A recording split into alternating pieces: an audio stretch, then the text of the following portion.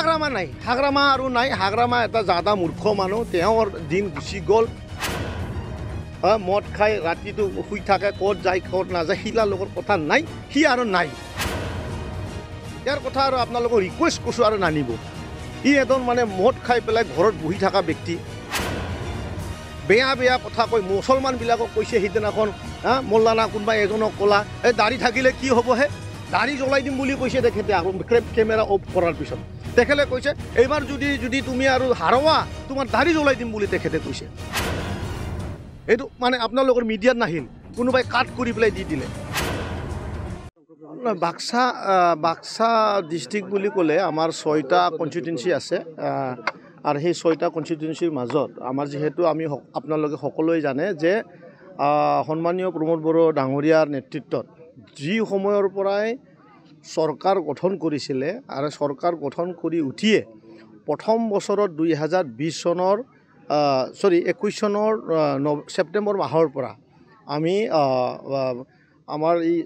আমাৰ যি মানে 6th শিডিউল কাউন্সিলত যি খেল আছিলে ISL, সেই ISL খেলাখন আমি পাতি আহিছোঁ। আৰু সেইটোৱে আস্তে আস্তে আৰু মানে ডেভেলপ কৰি পেলাই আজি CM কাপ বুলি আমি এতিয়া সমগ্ৰ BTRত আমি এই খেলাখন আমাৰ BTR চৰকাৰৰ পৰা পালা হৈছে। আৰু আপোনালোকে সকলোৱে জানে যে ভাৰতৰ প্ৰধানমন্ত্ৰী ডাঙৰীয়াই যি মন কী বাত, সেই মন কী বাতত তেখেতে প্ৰমোদ বড়ো ডাঙৰীয়া অৰ্থাৎ বড়োলেণ্ডক প্ৰশংসা কৰি পেলাই আমাৰ আহি থকা যি নৱ প্ৰজন্ম আছে আৰু ফুটবলক যিহেতু আমি হাব বনোৱা, BTR চৰকাৰে ফুটবলক এটা অন্য দেশৰ দৰে স্পেইন,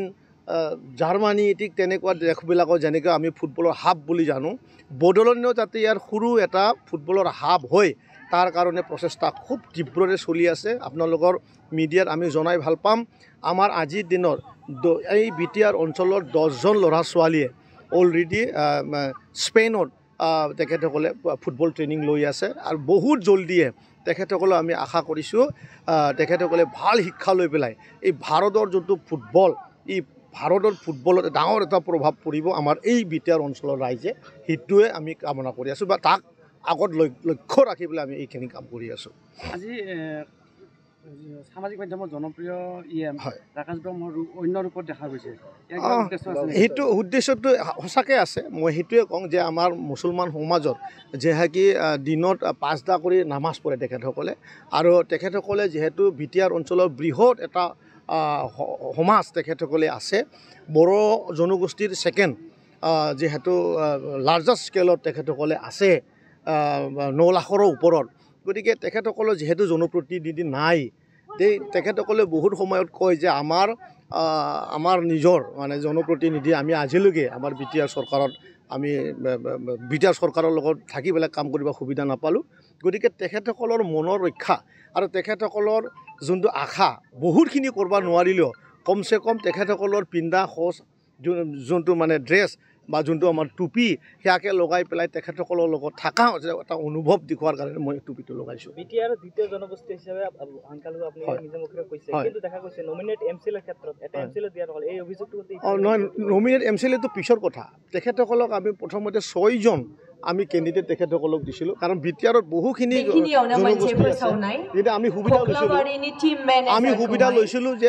আমাৰ মুছলমান সমাজৰ কমেও 6জন MCL জিকি আহক। কিন্তু দুৰ্ভাগ্যজনক কথা যে আমাৰ মুছলমানসকলে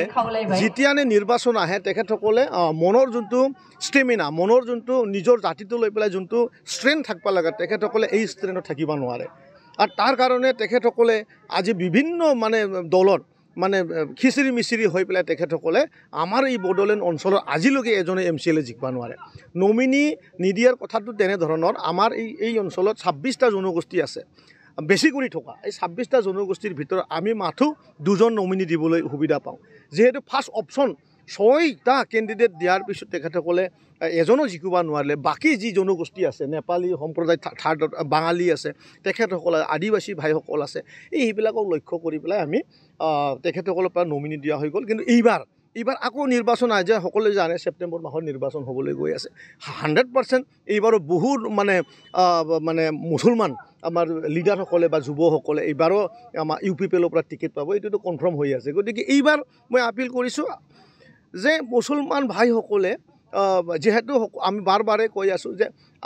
আজি সময়ত UPPL দল হ'ল মুছলমানৰ দল মুছলমান আৰু বেলেগ দল হ'বই নোৱাৰে আজমলক ধৰক আজমল মানে এজন পাপীৰ এটা লিডাৰৰ মানে পৰিচিত হ'ল কংগ্ৰেছ এটা ডুবি গ'ল একেবাৰে পচা দল কোনো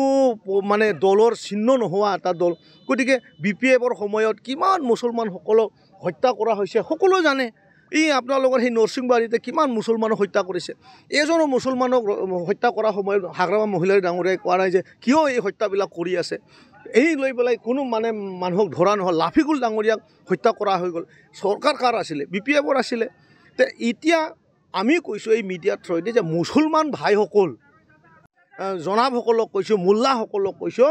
যে এই সময়ত মই বড়ো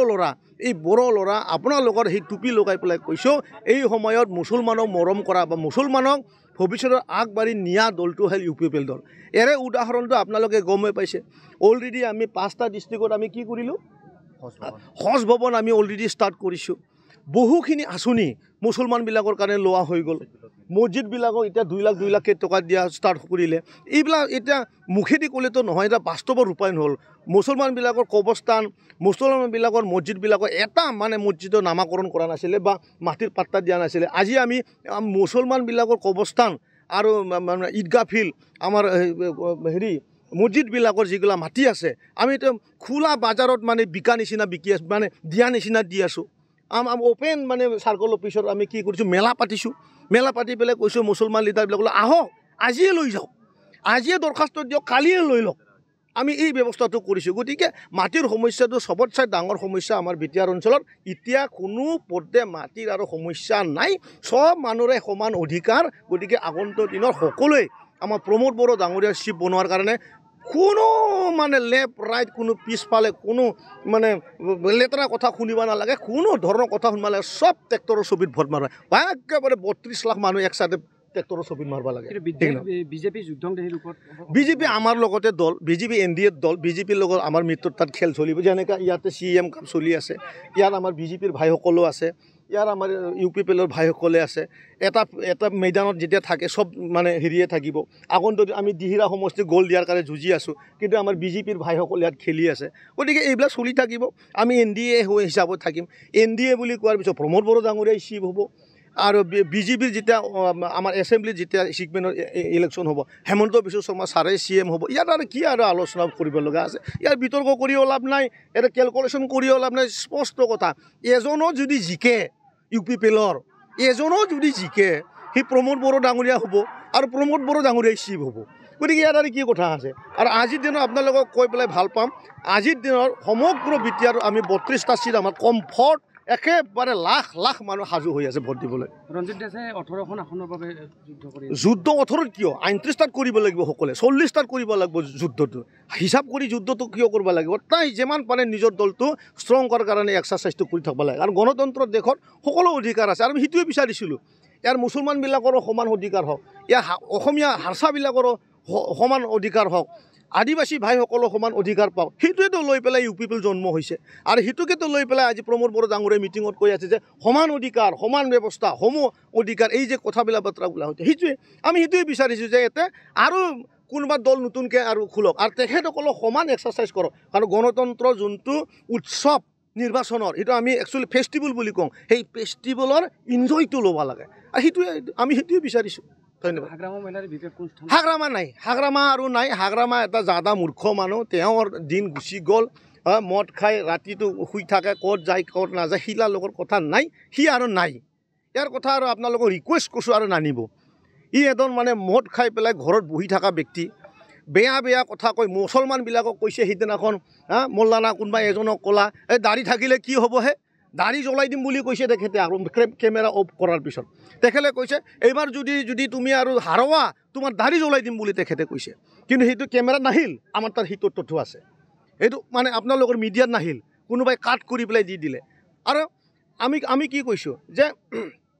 বড়ো বা কোনোবা জনগোষ্ঠীৰ যে মানুহসকলে যে জইন কৰিছে তেখেতক কি কৈছে যদি হাৰে চেণ্ডেলৰ মালা পিন্ধাম আচ্ছা ইমান মানে ননচেন্স আৰু ইমান মানে কমন চেন্স নোহোৱা মানুহজনক আজি হাগ্ৰামা বুলি পৰিচয় দি থকাটো মিডিয়াবিলাকৰে বিৰাট ডাঙৰ ভুল বুলিও ভাবোঁ। অৱশ্যে আপোনালোকক ক'লে আৰু দায়ো লাগিব, একো বেছি ক'বও নোৱাৰোঁ। কিন্তু মই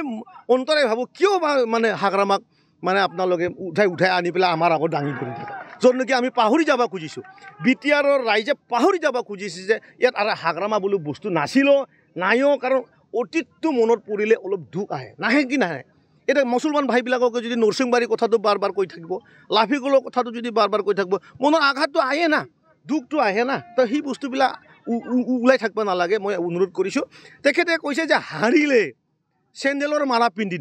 পিন্ধাম। আৰু গণতন্ত্ৰৰ দেশত হাৰিবও পাৰে, হয় না নহয়? নিজৰ এক্সাৰচাইজ কৰিব, ফ্ৰীডম এটা এনজয় কৰিব, ইণ্ডিপেণ্ডেণ্ট কেণ্ডিডেট থাকিব। কোনোবাই 10জন মানুহ লৈ পেলাই প্ৰথমবাৰৰ কাৰণে দলটো গঠন কৰাৰ চেষ্টা কৰিব। বহুত ধৰণৰ ইয়াত এংগুল থাকে। গতিকে হাৰিলে চেণ্ডেল মালা পিন্ধিম বুলি কৈ মানুহক সমাজৰ আগত সেই ব্যক্তিবিলাকৰ কেনে এটা মনত পৰিছে। গতিকে তেনেদৰে বুৰ্বক মানুহ, ননচেন্স মানুহ, ইগৰে ভৰা মানুহ, এটা মানে ধুৰন্ধৰ ৰাক্ষসৰ দৰে মানুহটোৰ লগত আৰু কোনো এজন মানুহ থাকিব নালাগে। সেইটো আপোনালোকৰ মিডিয়া আকৌ মই এবাৰ কৈছোঁ। ধন্যবাদ।